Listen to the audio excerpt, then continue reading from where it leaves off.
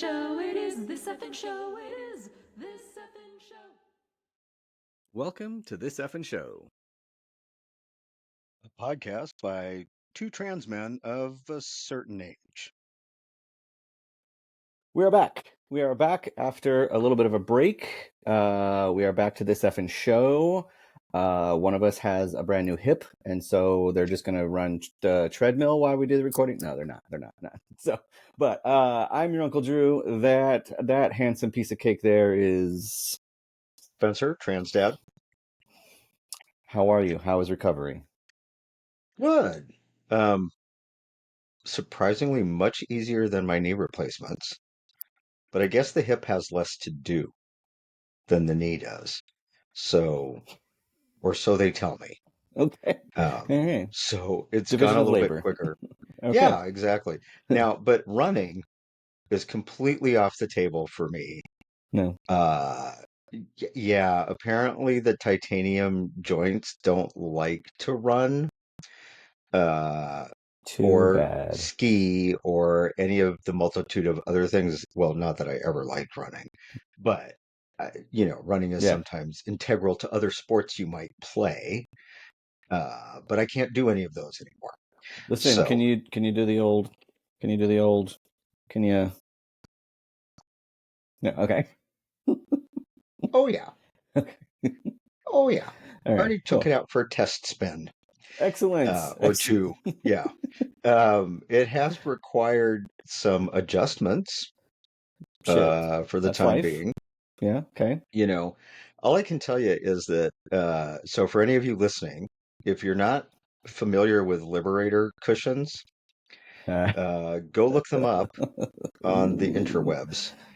They are how shall I put it? They're a lifesaver.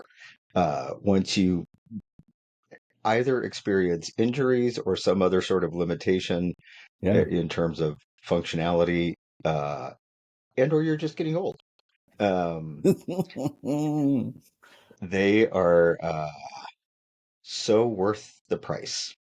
That is excellent because at some point in life, all of us are going to experience an injury or a limitation or get old. So, okay. Yeah. So, I've been using those for a while, which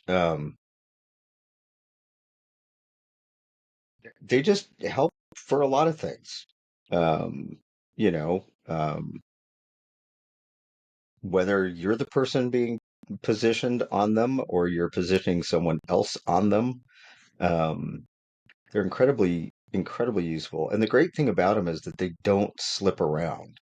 Like they're a really heavy, dense foam, but it's still kind of squishy. Um, but the covering is such that like they won't slip around on the bed, I which is also nice. am a heavy, dense foam that's kind of squishy. So Well, you that and me makes both. sense. Yeah, yeah. All right. Okay. Liberator pillow. Four out of 4. Yeah. Would highly recommend. Okay. 10 out of 10.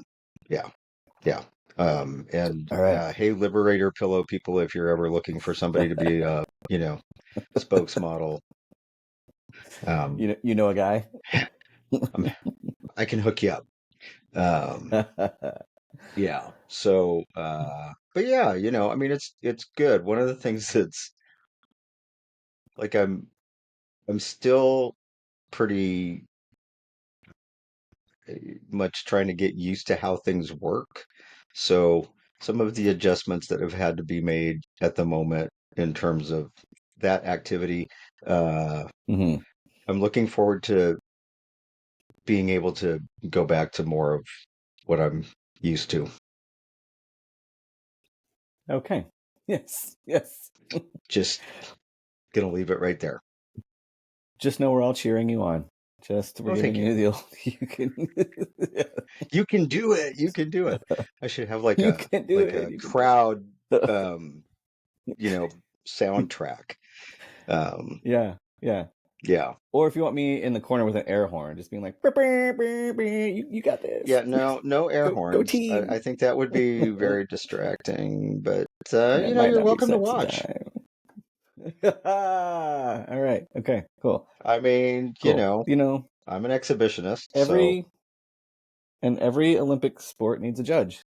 So I don't I'm need happy to to be do that. judged. Oh, I said I nothing was going to about give you the gold judging. medal. Don't worry. Don't worry. Oh, okay. All Give you right. the gold All right. medal. All right. All right. Well, I mean, you know, we all judge every day. Sometimes we get to do it Yes. professionally. Yeah. Yeah. Yeah. You were just at a conference judging. You were a professional Yeah, judge. I was. Yeah, I was a professional judge. I always like it when I get to judge at events because, I mean, I'm pretty judgy all the time anyway, but like this way it gets It's channeled justified judging. in some sort of appropriate way. Um, yeah, so I was judging at Northwest Leather Celebration in your town, which was great because that meant we got to hang out. I got to And see then the I was man. also Yeah. presenting. I did a class that I teach called I Thought I Left Middle School, which is all about um, how communities, particularly those that are sort of affinity communities built around either activities or identities, Hmm. devolve into really crappy behavior. Um, and so that one was particular to the leather community, but the same can be said for trans community as well. Hmm. Um, so one of the things that I talk about in that class that I thought we could kind of riff off of today is Hmm. the like one of the ways that you can help make community be a little less um, bullying or mean girlish is like you have to recognize that every subculture Hmm. has its own culture, right? It Hmm. has its own Hmm. rules of engagement. So there was a young trans guy there in my class who was talking about trying to navigate gay men's spaces. Hmm. And one of the things that I said is, well, you have to pay attention to what the subculture of gay men's community, particularly gay men's leather community, how that operates. And you're going to find greater success if you start to understand what the rules of engagement are. And I think that's true in a lot of ways, right? Like whether it's about kink and BDSM, whether it's about leather community, whether it's about the men's community, Hmm. particularly, if you're trying to navigate, say, more cishet community, but you're used to queer spaces, like you have to spend time observing and figuring out, like, what are the cues? What are the social norms of being involved in this particular group? Yeah. And, I think we all code switch, right? When we Oh, go from queer space to het space, I trans don't space think to that cis space. anybody that's queer and or trans can operate in life without code switching. Yeah. Yeah. Yeah. I met you at the bar there in Sacramento when you came in Yeah. and had had an interaction with someone who was very kind, ended up being very, very kind.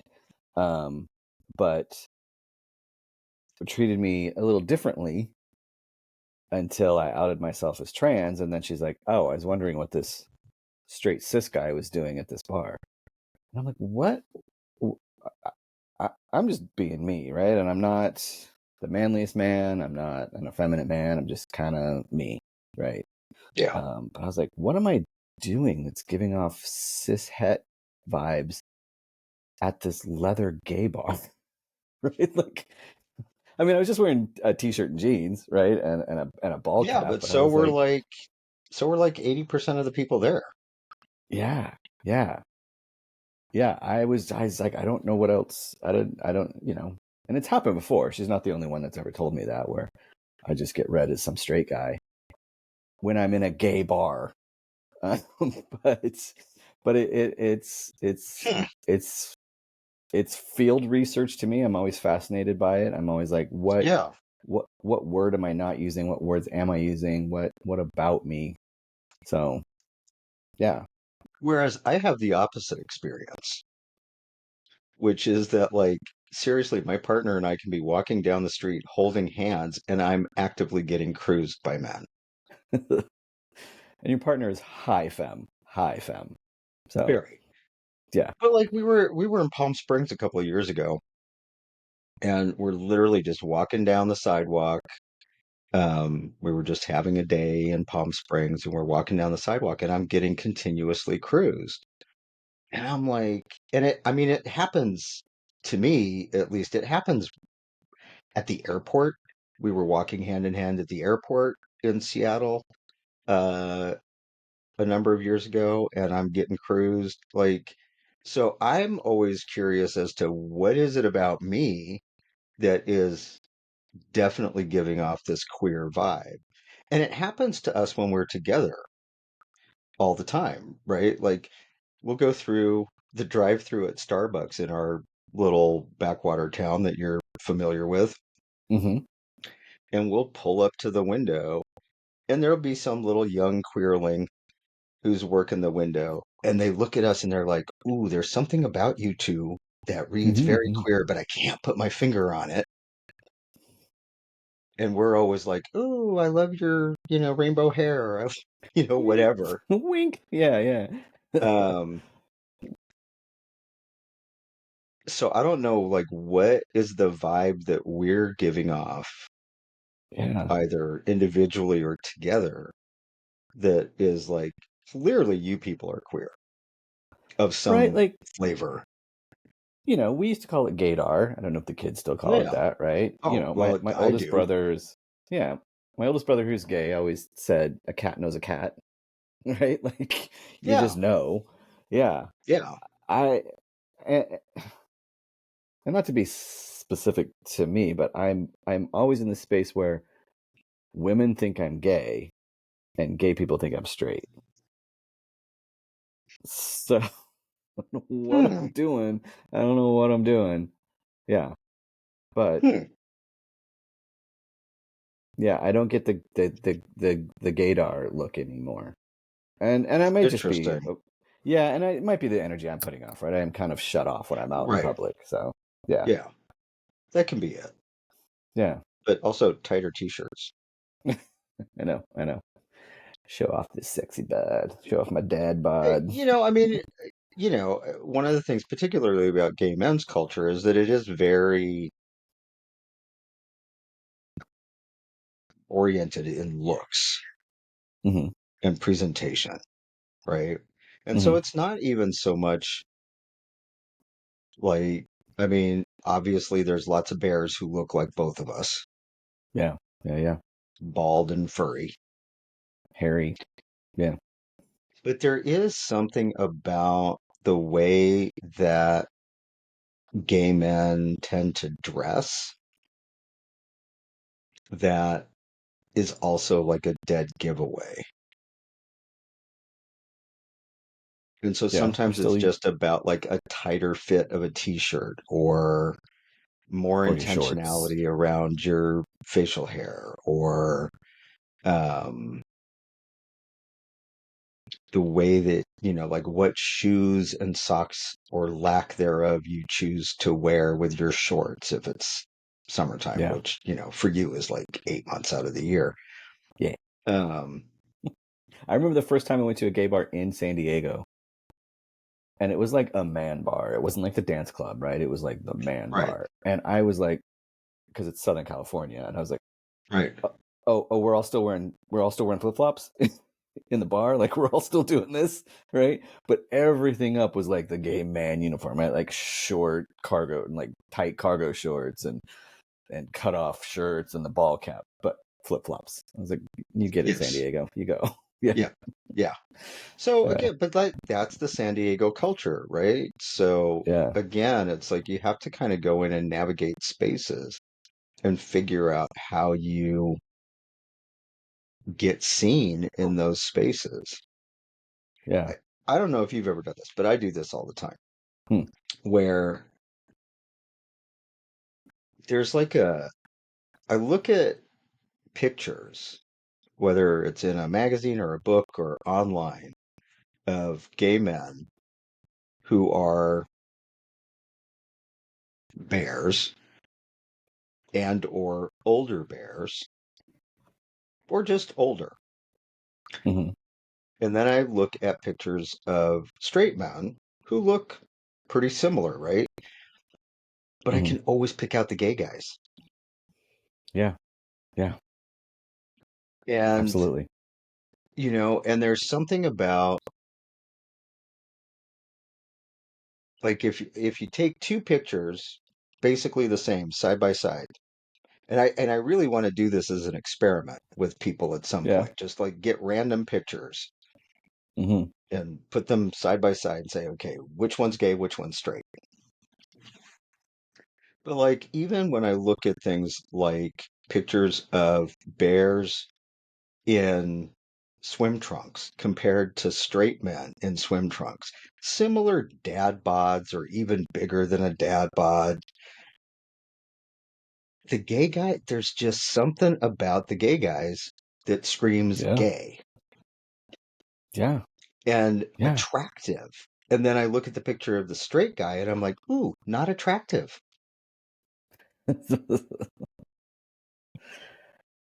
I I remember, and this was decades ago. I mean, this was 20 years ago or more, right? I remember it was Dateline or 2020 or something Hmm. did this experiment. So they brought in a panel of men who were traditionally masculine, so Right, no effeminate men, frankly, right? right, Um, right, and then they brought in straight people and said, pick the gay guys out of the lineup, pick the straight guys out of the lineup, like rate every guy right, that you see. Then they brought right, in gay people and did the same thing. The right, straight people got, I don't know, I'm going to ballpark it 25% right, right, whereas the gay people got like 95% right, right. right? Like they could tell who was gay and A who was cat straight. knows a cat. A cat knows a cat. Yeah. Yeah. And straight people can't. And I'm always like, and I think RuPaul said something one time about it was this last season when he brought the dancers from oh god, I just did a thumbs up if you're watching.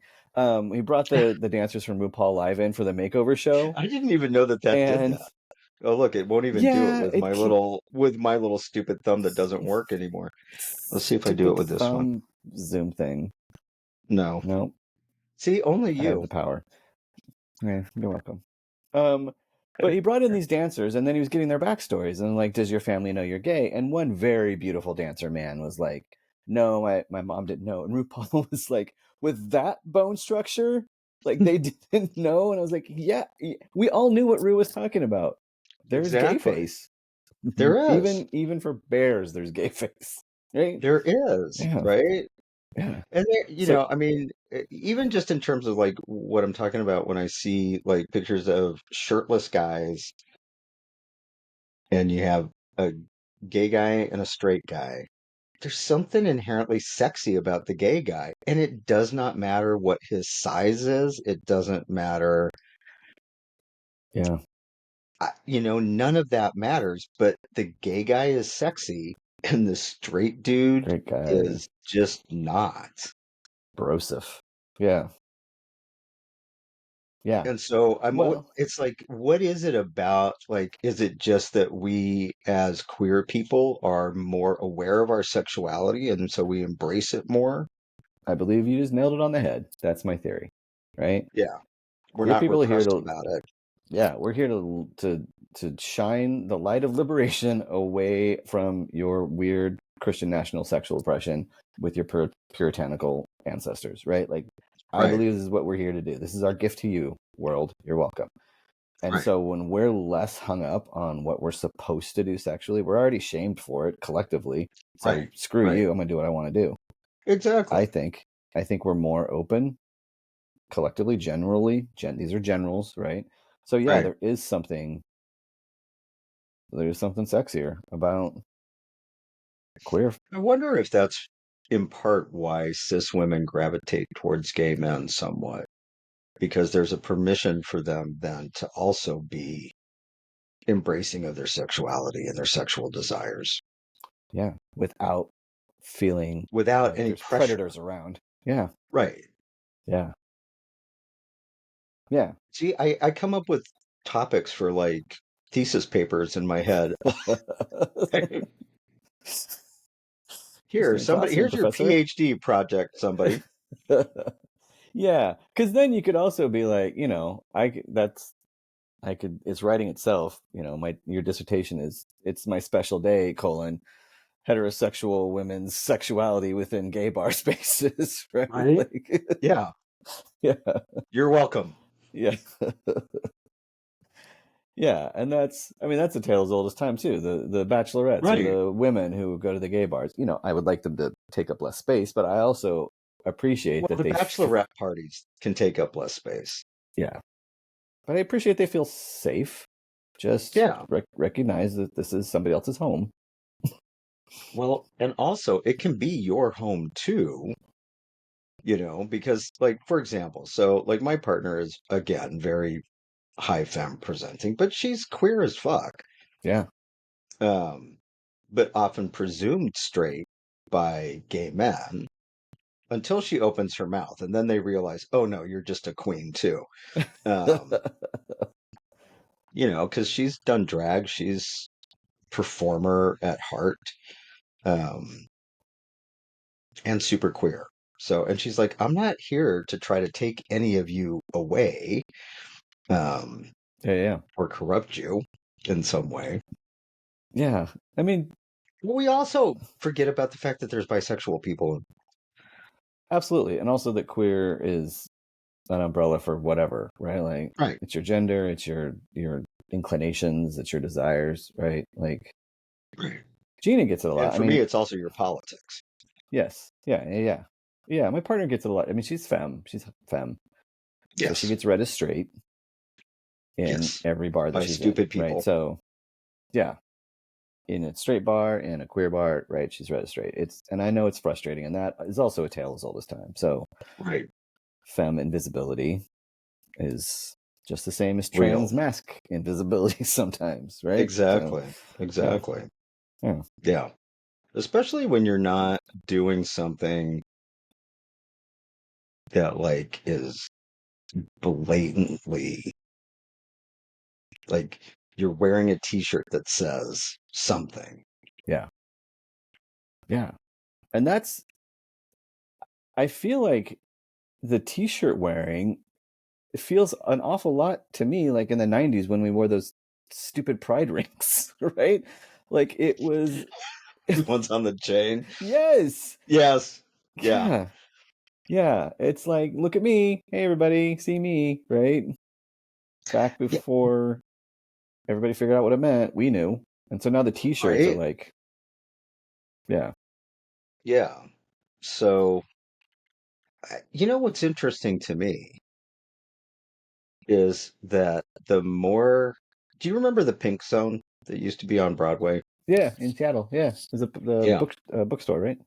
Well, it wasn't really a bookstore. It was more like a gift shop of all things with pride Yes. rings on them. Yes, I remember. Yes. That's where you got your rainbow And stickers for the back of your truck. Yes. and your rainbow wallet and Yep. your rainbow flags and your rainbow boa and your Yeah. rainbow saturated pick a thing, Yep. right?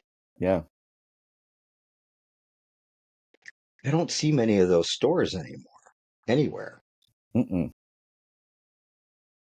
which is interesting to me. It's like and the more prevalent we have become in terms of visibility as queer people, the less need that there is for those kinds of stores. Yeah. I mean, I got a ton of trans pride t-shirts off Amazon, right? Like Right? Yeah. you can just do now. That's where the market is now, right? We don't have the little Yeah. local, and that's sad in a little bit because finding that local store was liberating as fuck, right? Like that was Well, it was finding community. safe. Yeah. Yeah. It was about finding community. And so, like when we were down in Sacramento, like we went out to dinner one night, the four of us, and kind of down near the neighborhood, Yeah. and it still felt like the neighborhood. Whereas like Capitol Hill in Seattle does not feel like the neighborhood anymore. Oh, because all the hipsters moved in, right? Yeah. Yeah. And so many of the stores and bars that have been there historically aren't there anymore. Damn. Yeah. Yeah, and I mean we could also write a whole dissertation on the evolution of the neighborhood, right? Like Right. I get that it was where the creative types went, and the creative types Right. can be heterosexual, right? Sure. Usually allies. So of course they're going to enjoy that space. Right. They probably enjoyed that rent when they first moved in, Right. right? Yeah. Um, it's a more liberating, open, tolerant, liberal space in the neighborhood. But then gentrification is gentrification, no matter how it Right. happens, right? Right. Um, and we got displaced a little bit. Yeah. Yeah, I mean, the same thing is happening in San Francisco to a greater or lesser degree. Um, I mean, thankfully, the Castro is still pretty predominantly gay, but there's a lot of businesses that have gone out of business and haven't been replaced by other queer businesses yeah, because the rent is astronomical and because the tech bros have moved in. And so the yeah. thing that I see sort of happening continuously around the country is neighborhoods, like our subculture gets displaced when other people, cishet people, are drawn to the creativity of our spaces, are drawn to the life that exists in our Hmm. spaces, and then they Hmm. want to move in and they basically obliterate the culture that existed that made that space special. And then they Yeah, wonder why they're like now paying exorbitant amounts of rent to live in a space that isn't even fun anymore. yeah, yeah. I use this word with a lot of sensitivity. I am using this word intentionally. I understand what I'm saying. I understand. I understand. Don't come at me. But colonization is a thing, right? Like all these expats moving to, Mexico or South America and changing the culture and not paying taxes, right? And taking over whole cultures. It's Right, it's the same thing, right? Like communities of power feel justified in moving in wherever they want to move, right? right, We're just going to move there right. because we like the gays. We're going to do this. Um, I don't have the answer for this, but it is a sad state that, like, yeah, San Francisco, I don't know San Francisco's culture anymore. I don't know what happened to the soul of San Francisco. It's different than it was Yeah, when I first started going there. Capitol Hill is Bro Hill, yeah. I mean, like, it's not what I grew up with. yeah, I mean, I started really going and hanging out on Capitol Hill when I was 18 and I started college and it hasn't been the same since like 2010 maybe. And even yeah, then, over yeah, that 30-year period of time, it had evolved to a point where it still felt like home a little bit, but not as much. But you yeah, get developers that come in and they buy these, two-story buildings that have been there forever and a day, and then they put up these 10, 20-story high rises with mixed juice. condos that Yep, are exceedingly expensive. They take up all of the parking spaces that used to exist. Um, they put in restaurants and stores on the ground level, none of which are owned by queers because they can't afford the rent. yeah, yeah. And this happens. I mean, I hear this in other places too, right? It's not just this. It's not a West Coast problem. It's not a. No, it's It's everywhere. it's yeah, yeah. I think we contributed a little bit as queers. We moved out to the suburbs, right? We Right, we we opened ourselves up to like, oh, we're queer. It doesn't mean we have to not have families, and families require family homes, and so we're gonna move, right? Like we moved out of the neighborhood a little bit as right, the hipsters moved in, right. but um, now more than ever, we need those areas where we feel safe, right? Yeah, we need those safe spaces again. And, Yeah, which circling back to bars, Yeah. Yes. Bars Bring it were home. often our safe spaces. Bars were the living room of the queer community. That's where you Yeah. went to meet other queers. It's where you met to do political work. It's where you met to um, just exist. Yeah. Yeah. Yeah. So to bookend that, right? Like these spaces are still sacred. These spaces are still Yeah, important. yeah, Uh, as I age, I have to learn the way that the younger generations set up and manage these spaces, right? We right. still need spaces for our age, right? Yeah, and Um, older. Like we're not dead. yeah, yeah. Seriously, I mean, put me in a home yet. I'm still Well, and interested even in. if I'm in, but even if I'm in a home, I mean, if you know anything about the amount of STIs that exist in retirement communities, you Terminos. know that you're not dead yet. Yes, Um, yeah, yeah, but like we need those spaces too. We need intentionally queer housing for old people. yeah, yeah, and I would like to see more welcoming energy around trans people feeling welcome and not just Right, tolerated right, within historically cis gay spaces, right? Like right. that's what I would like to see. So Yeah. Well, and frankly, I'd like to see cis gay men making more of an effort to educate themselves about trans people in the ways that a lot of women in the women's community, and by that I mean lesbians, um, like I feel like the women's community has done a better job of being open to educating themselves about who trans people are, both trans men and trans women and non-binary people, yeah, um, and being more welcoming and accepting of a variety of flavors yeah, than the gay men's community has been. yeah, and that's the thing that I believe is that there's more than one way to man, right? Like I'm a Right, man who happens to. I've said this before. I came into my masculinity through being trans, right? I was right. masculine before. My masculinity has always been authentic. I Yeah, just yeah, I just came into my manness through a trans experience. Okay, so cis guy, you came in it this way, right? Like there's not just one size fits all. So I would like to see right, more acknowledgement of like,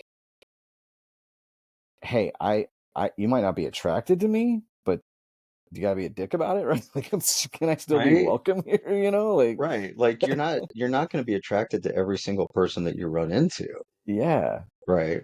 yeah, But you don't have to be an ass about it, yeah. If you hit on me and I'm not attracted to you, I'm not gonna tell you you don't even belong here. I'm right? just be like, It's hey, like you we're should not a leave. match. Yeah, we're just not You a should match, leave. man. Yeah, Yeah. yeah, Well, yes, that is what we want to see, and there's some optimism. I feel like younger yeah, generations are kind of more open to it. I like that.